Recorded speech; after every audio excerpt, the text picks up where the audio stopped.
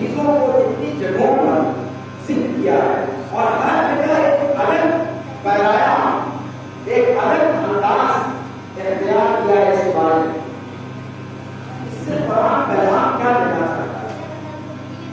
قرآن پیغام یہ دینا چاہتا ہے کہ حقیقت میں اسے دنیا کے اندر نعمت سمجھا جاتا ہے، لیکن یہ نعمت نعمت میں تبدیل ہوتے ہوئے نہیں. نعمت اور نعمت صرف ایک حرف کا عین کی جگہ پر کام کرنا بس، اور کچھ نہیں کرنا. یہ دونوں نعمتیں ہیں، لیکن کب نعمتیں بن جائے، کب سزائیں بن جائے، کب عذاب بن جائے، اس کا کوئی بھروسہ نہیں. اسی مضمون کو سورہ تکاثر کے اندر اللہ رب العالمین نے مزید وضاحت کے ساتھ بیان کیا ہے. الہاکم التکاثر حتی زرتم المقابر. الہاکم التکاثر، الہاکم التکاثر وہی صیغہ جو سورہ المنافقون کے اندر یا ایھا الذین آمنوا لا تلھکم اموالکم ولا اولادکم عن ذکر اللہ. اور یہاں فرمایا الہاکم التکاثر، وہی صیغہ، وہی بالکل ورڈ استعمال میں لایا گیا. الہاکم التکاثر حتی زرتم المقابر. زیادہ کی چاہ میں، زیادہ بٹورنے، زیادہ کرنے کی چاہ میں تم لوگوں کو غافل کر دیا اور ہر دن مزید کا نام ہے مستانہ بلند کرتے رہے اپنی پوری زندگی تاکہ حتی زرتم المقابر، یہاں تک کہ قبرستان ہو گئے.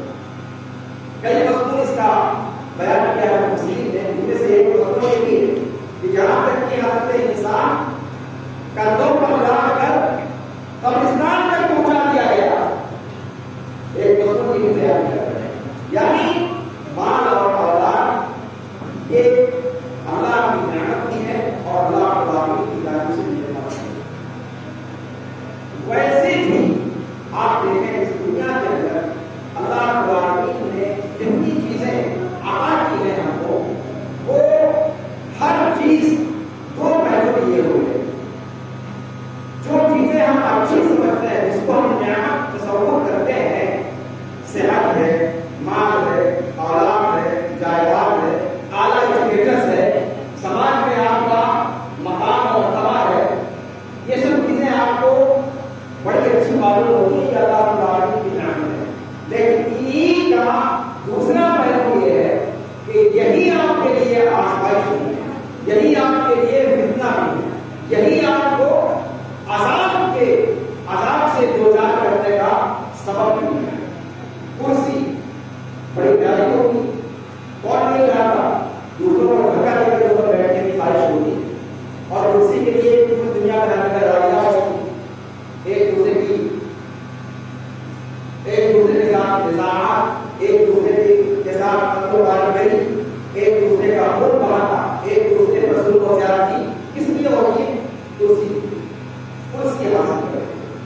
لیکن اگر آپ کو کرسی مل نہیں گئی تو دنیاوی اعتبار سے تو آپ وہاں والی بٹور دیں گے، لیکن اخروی اعتبار سے اگر آپ نے اس کے حق کو ادا نہیں کیا تو وہ آپ کے لیے عذاب ہو جائے. اسی لیے صحابہ کرام رضی اللہ عنہم کے اندر ہم دیکھتے ہیں تو وہ ذمہ داریوں کو لینے سے فرار رہ جاتے ہیں. ذمہ داریوں کو تلاشتے نہیں تھے، ڈھونڈتے نہیں تھے کہ کہاں پر کرسی خالی ہوئی، کون مرا، کون بڑھا، کون بیمار ہوا، کس پر برا وقت آیا، کس کے ٹانگ کھینچنے سے نیچے آ جائے گا، کس کی دھوتی کھول دیں، کس کی لنگی کھول دیں، کس کی پگڑی اچھال دیں، کس کی چوٹی اس کے سر ڈال دیں. آج یہی تو ہوگا. اپنے خرافی اسٹیٹس کے لیے جس کی کوئی اوقات نہیں، جس کی کوئی حیثیت نہیں، گاؤں کے چھوٹے چھوٹے عہدوں کو پانے کے لیے ہم ہر کسی کی چیزوں کو، ناجائز چیزوں کو جائز کراتے ہیں. یہ سب چیزیں اگر انسان اللہ رب العالمین کو پہچانتا ہے، اللہ رب العالمین کی معرفت انسان کرتا ہے، تو ان چیزوں کے پیچھے کو معلوم ہے. مال اور اولاد یہ صحیح ہے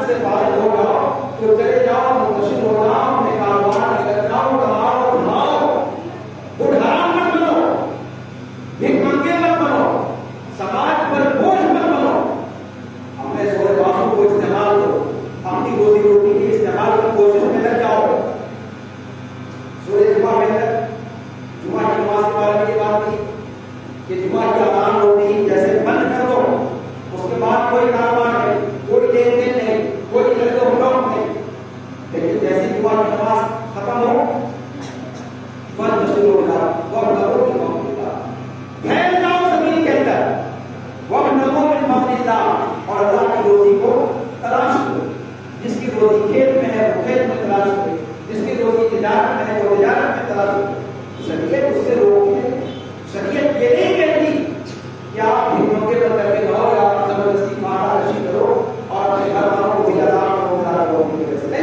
کوئی حرام نہیں کرنا روزی کماؤ حج کے اندر حج کی عبادت جب پوری کر لیں تو پھیل جائے زمین کے اندر اور اللہ کی روزی کو تلاش کریں حج میں حج کی عبادت بھی انجام دے پوری دنیا سے کسٹمر آئے ہوئے ہوتے ان کو آپ اپنا کسٹمر سمجھ کر کے بزنس بھی کریں کوئی روکتا ہے شریعت کو نہیں روکتی وہاں بھی جا کرو عبادت پوری کر لی پھر آپ کو جو کرنا ہے کرو ہمارے یہاں اسلامیہ مدینہ میں جب ہم لوگ تھے تو ہندوستان پاکستان نیپال وغیرہ کے بچوں کے اندر یہ سب مائنڈ ہے بزنس مائنڈ لیکن جو چائنا کے لڑکے ہوا کرتے تھے وہ باقاعدہ حج کو وہ اپنی تجارت کا بزنس کا ایک شاندار سیزن مانتے تھے وہ چین سے سارے بڑے بڑے اچھے اچھے سامانوں کو منگاتے تھے اور حج میں مینا مزدلفہ عرفات کے اندر وہ سارا اس کو سیل کرتے تھے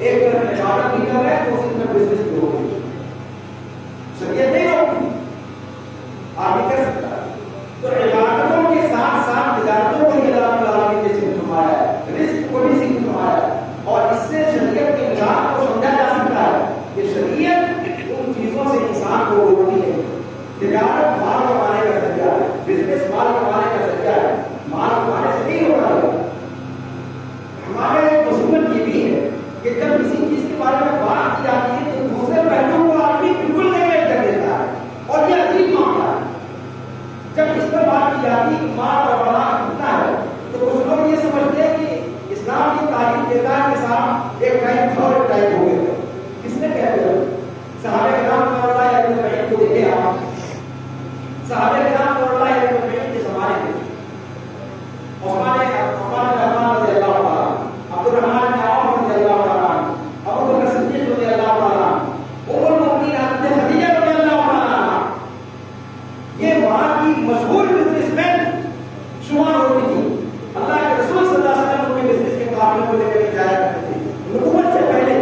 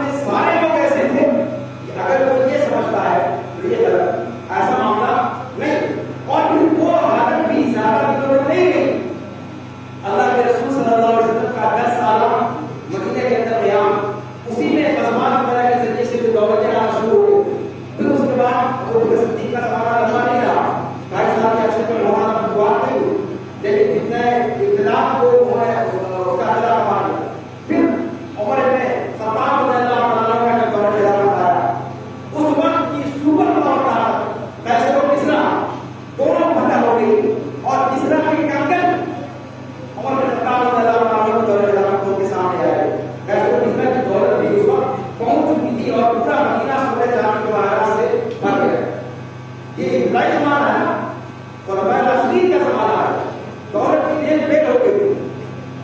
یہ اور بات ہے کہ عمر بن خطاب رضی اللہ تعالیٰ عنہ جو خلیفہ تھے، انہوں نے ان دولت یا اس مال میں سے کسی چیز کو اپنے لیے استعمال کرنا درست نہیں سمجھا. یہ ان کا اپنا معاملہ. پوچھا گیا کہ عمر بن خطاب وقت ہے امیر المومنین، اب اللہ رب العالمین نے خوشامدی دے دی ہے، پھر آپ کیوں اس طریقے سے ننگے فرش میں سوتے ہیں کہ آپ کی پیٹھ پر رسیوں کے نشان دکھائی دے رہتے ہیں؟ کیوں اس طرح سے وسیلہ کپڑے رہتے ہیں؟ کیوں اس دولت سے مستفید نہیں ہوتے؟ اور خطاب رضی اللہ تعالیٰ عنہ نے کیا جواب دیا؟ یہ نہیں کہا کیا نہیں ہوا، یہ نہیں کہا انہوں نے کہ اس دولت کا استعمال کرنا جائز ہے. کیا یہ کہا انہوں نے؟ یہ نہیں کہا.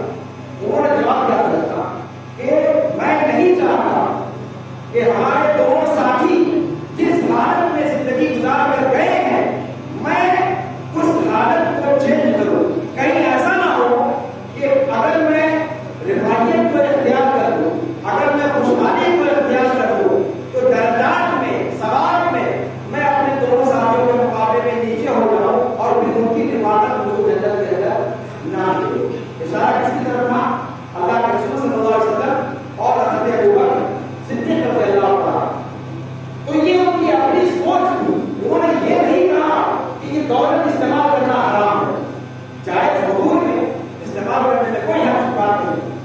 تو میں یہ کہہ رہا ہوں کہ دولت کے بارے میں یہ بات کہتے ہیں کہ یہ فتنہ ہے یا حرکت میں ڈالنے والی چیز ہے یا قانون کرنے والی چیز ہے، تو یہ اس کا ایک پہلو ہے.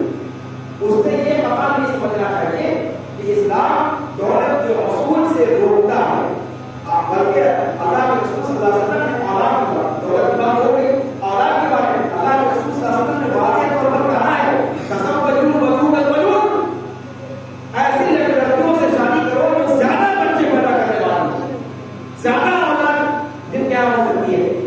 اور یہ چیزیں کیسے جانی جاتی ہیں؟ یہ ہمارا بھی جانتے ہیں کہ سماج سوسائٹی کے اندر دیکھا جاتا ہے کس کے یہاں زیادہ اولاد ہے تو وہاں سے بچیاں دو تاکہ اولاد زیادہ ہو. تو شریعت کا مزاج یہ ہے نہ مال کمانے سے روکا نہ اولاد پیدا کرنے سے روکا، لیکن یہ چیزیں جائز طریقے سے استعمال میں لائی جائیں. ان چیزوں کے آنے کے بعد انسان کے ذہن میں کوئی جرثومہ بنانا شروع ہو جائے، کوئی وائرس گھس جائے اور اس کو اللہ رب العالمین کے ذکر سے غافل کر دے، قیامت سے غافل کر دے، حساب کتاب سے غافل کر دے، اور اپنی اولاد کی کثرت اور اپنی جائیداد کی کثرت انسان کو ہر ناجائز کو جائز بنانے پر ابھار دے، ہر ظلم کو روا رکھنے پر ابھار دے. اور یہ ہوتا ہے، اور کیا ہوتا ہے، یہ ایسا نشہ ہے کہ جس سے خام لوگ جسے اللہ محفوظ رکھے بس وہی محفوظ رہتا ہے. ورنہ عام طور سے ہوتا یہی ہے کہ جب دولت آتی ہے تو ساتھ میں وہ وائرس بھی لے کے آتا ہے. جس وائرس کے گھسنے کے بعد انسان اپنی اوقات بھول جاتا ہے، انسان اپنی حقیقت کو فراموش کر دیتا ہے. اور یہیں سے سورہ تغابن کی آیت مال اور اولاد کو فتنہ دیتی ہے. یہیں سے سورہ تکاثر کی آیت کہتی ہے کہ زیادتی اور بڑھوتری کی چاہ نے تمہیں غافل کر دیا، یہاں تک کہ تم قبرستان پہنچ گئے. اگر انسان ہوش مندی کے ساتھ ان چیزوں کو حاصل کرتا ہے اور جائز طریقے سے اللہ کا حق اس کے اندر نکالتا ہے. دیکھیے یہی آیت جس کی میں تلاوت کی، یا الذین آمنوا لا تلهکم اموالکم ولا اولادکم عن ذکر اللہ، فرمایا ومن یفعل ذلک فاولئک هم الخاسرون. اگر مال اور اولاد انسان کو اللہ کے ذکر سے غافل کیسے کر دے گا، اللہ کے ذکر سے غافل کیسے کرے گا، جب یہی اولاد اور یہی مال انسان کا مطمع نظر بن جائے، انسان مال کے کمانے کو اور مال کے جمع کرنے کو اپنا سب کچھ اپنا مطمع نظر بنا لے، اس درجہ کہ گویا مال ایک معبود ہے جس کی پرستش انسان شروع ہے.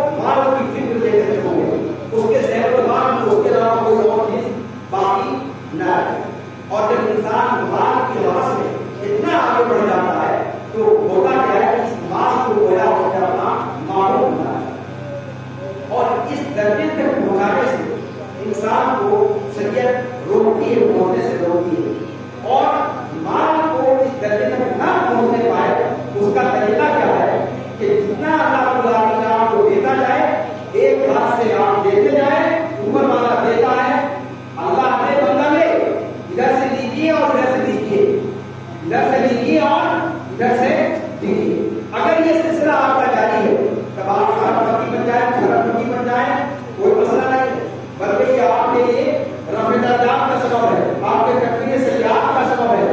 اس میں امام ابن قیم رحمہ اللہ نے ایک کتاب لکھی ہے تحفۃ الصابرین و ذخیرۃ الشاکرین، بڑی شاندار حاجت العالیٰ کتاب ہے، امام ابن تیمیہ کے شاگرد ہیں۔ اس کتاب کے اندر لوگوں نے اس بات پر بحث کی ہے کہ اللہ تعالیٰ کسی سے چھین لیتا ہے، دولت نہیں ہوتی کسی کے پاس، اولاد نہیں ہوتی یا پھر صحت نہیں ہوتی، یہ بندہ صبر کرنے پر مجبور ہوتا ہے اور اللہ رب العالمین کی قضا و قدر سمجھ کر کے اس کو برداشت کرتا ہے۔ اس بندے کا درجہ اللہ کے یہاں زیادہ بلند ہے یا اس بندے کا درجہ زیادہ بلند ہے جس کو اللہ رب العالمین مال دیتا ہے، اولاد دیتا ہے، صحت و سلامتی دیتا ہے، اور وہ ان نعمتوں کو پا کر اللہ رب العالمین کا شکر ادا کرتا ہے، انہیں اللہ کے راستے میں فی سبیل اللہ خرچ کرتا ہے، اپنی صحت و تندرستی کو بھی، اپنے مال اور دولت کو بھی، اور اپنی اولاد کو بھی، اس میں جو اللہ کا حق ہے وہ ادا کرتا ہے۔ تو شکر کرنے والا بندہ جو نعمتوں میں ہے اس کا درجہ بلند ہوگا، یا یہ جس کو اللہ نے کچھ دیا ہی نہیں ہے اور وہ بیچارہ اپنے کچھ نہ ملنے کو اللہ کی رضامندی اور اللہ کی قضا و قدر سمجھ کر کے صبر کرتا ہے۔ اس کتاب میں بڑی شاندار بحث کی اور دونوں کا مقابلہ بہت بھاری ہے، اس لیے کہ دونوں معاملہ بڑا خطرناک ہے۔ دونوں معاملہ، انسان کے پاس صحت نہ ہو، انسان بیمار ہو، روز ڈاکٹروں کا چکر لگاتا ہو، آج اس ڈاکٹر کا، کل اس ڈاکٹر کا، پرسوں اس ڈاکٹر کا، صحت چھین جائے انسان سے۔ صحت چھین جانے کے بعد انسان اگر بہت مالدار بھی ہے تو اس کی دولت کسی کام کی ہے۔ آپ جلیبی نہیں کھا سکتے، اس میں شکر ہوگی، آپ رسگلے نہیں کھا سکتے، اس کے اندر شکر ہوگی، آپ گوشت نہیں کھا سکتے، آپ کا یورک ایسڈ بڑھ جائے گا، آپ وہ نہیں کھا سکتے۔ ساری چیزیں اللہ کی دی ہوئی گھر کے اندر مہیا، لیکن ہر ایک چیز کا استعمال آپ کے اوپر حرام ہو۔ اب آپ دولت لے کر کریں گے کیا؟ اچار ڈالیں گے؟ بڑی دولت انسان لیتا ہے دنیاوی زندگی میں اس سے فائدہ اٹھانے کے، آپ کی صحت چھن گئی، دولت رہتے ہوئے آپ کے لیے ساری چیزیں مٹی بن گئی، کوئی اوقات نہیں ہوتی، کوئی حیثیت نہیں ہوتی۔ اور یہ ہمیں سے بہت سارے لوگ جانتے ہیں اس وقت، خاص طور سے بیماریوں کا جو سلسلہ ہے، تو صحت کا معاملہ ہو یا پھر دولت ہی نہ ہو انسان کے پاس، اور اپنے گھر کو چلانے کے لیے، اپنے گھر کے لیے نان شبینہ کا محتاج ہو، ایسی صورت میں انسان کیسے گوارا کرتا ہے؟ ان چیزوں کو دیکھیں، ان دونوں پہلوؤں کو دیکھ کر کے امام ابن قیم نے اس کتاب کے اندر واضح کیا ہے اور بہت اچھی اس پر بحث کی ہے۔ بہرحال تو یہ اللہ کی نعمتیں برقرار رہتی ہیں جب اس میں ملنے کے بعد اللہ رب العالمین کے حق کی ادائیگی کی جاتی ہے۔ ہمیں اس بات کی کوشش کرنی چاہیے کہ اللہ رب العالمین نے اگر ہمیں صحت کی نعمت عطا کی ہے، تندرستی اللہ رب العالمین نے عطا کی ہے، یا مال عطا کیا ہے، یا دولت عطا کی ہے، یا تینوں میں سے دو عطا کیا ہے، یا تینوں کی تینوں عطا کی ہے، یا تینوں میں سے ایک عطا کی ہے، اللہ رب العالمین کو نعمتوں کی ہمیں قدر کرنے کی توفیق عطا فرمائے۔ اللہ رب العالمین ہمارے اندر سے فضل و غرور، تکبر اور گھمنڈ کے کیڑے کو نکال دے۔ اللہ رب العالمین ہم خاک کے ٹکڑے ہیں اور مٹی کی اوقات نیچے جانا ہوتا ہے، مٹی کے اوقات اوپر جانا ہے، مٹی کی فطرت اوپر جانا ہے، مٹی نیچے ہو جاتی ہے۔ اس لیے ہم اپنے آپ کو مٹی کا سمجھیں، اپنے آپ کو آگ کی مخلوق نہ سمجھیں یا نور کی مخلوق نہ سمجھیں۔ ہم مٹی ہیں اور مٹی کے اندر ایک اور بڑی دونوں کی اللہ رب العالمین نے صلاحیت رکھی ہے۔ نور کے اندر صرف خیر کی صلاحیت ہے، نار کے اندر صرف شر کی صلاحیت ہے، لیکن حضرت انسان جو خاک سے بنا ہوا ہے اس کے اندر نوری بھی ہے اور ناری بھی ہے۔ انسان اپنی فطرت سے اپنے آپ کو نوری بناتا ہے اور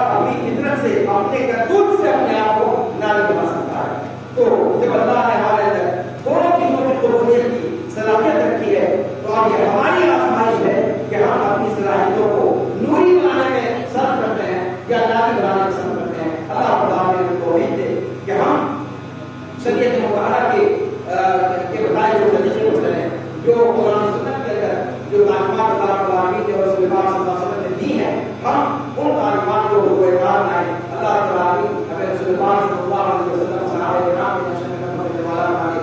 اللہ رب العالمین ہمارے عورتوں کو ہمارے صحابہ کرام کی بیویوں کی طرح اللہ رسول صلی اللہ علیہ وسلم کی بیویوں اور بیٹیوں کی طرح سے اللہ رب العالمین بنا دے. اللہ رب العالمین ان کی عزت کی حفاظت فرمائے. اللہ رب العالمین ہم میں سے جو لوگ بیمار ہیں انہیں شفائے کامل عطا فرمائے. ہم میں سے جو لوگ دائمی بیمار ہیں ان کی بیماری کو انگیز کرنا اللہ رب العالمین کو آسان بنا دے. ہم میں سے جو لوگ اس دنیا سے جا چکے ہیں اور ان کے اعمال کا دفتر بند ہو چکا ہے اب وہ کسی نیک عمل کو بڑھا نہیں سکتے. اللہ رب العالمین سے ہم کے لیے خصوصی طور پہ دعا ہے کہ اللہ رب العالمین ان کے نامہ اعمال میں حسنات کو لیجیے. اللہ رب العالمین ان کی سیاحت کو معاف فرما دے, ان کی غلطیوں کو معاف فرما دے. اللہ رب العالمین ان کی قبر کو کشادہ کر دے, رحمت نگاہ کو کشادہ کر دے. اللہ رب العالمین ان کی قبروں کو جنت کی کیانوں میں سے کیا بنا دے, جہنم کی گڑھوں سے کوئی لڑا بنائے.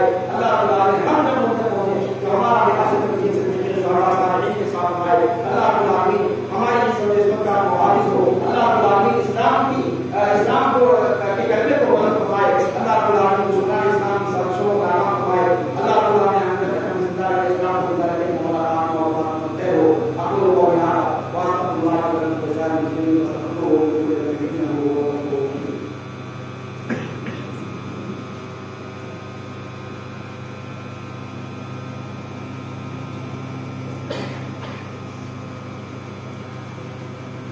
الحمد لله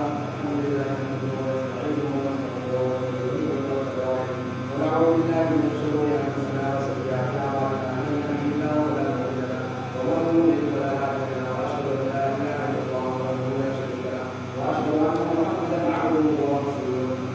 ان الله وملائكته يصلون على النبي يا ايها الذين امنوا صلوا عليه وسلموا تسليما. وقال النبي صلى الله عليه وسلم من صلى عليه واحده صلى الله عليه بها عشرا. اللهم صل على محمد وعلى ال محمد كما صليت على ابراهيم وعلى ال ابراهيم انك حميد مجيد. اللهم بارك على محمد وعلى ال محمد كما باركت على ابراهيم وعلى ال ابراهيم انك حميد مجيد. عباد الله رحمكم الله ان الله يامر بالمعروف وايتاء ذي القربى وينهى عن الفحشاء والمنكر والبغي يعظكم لعلكم تذكرون.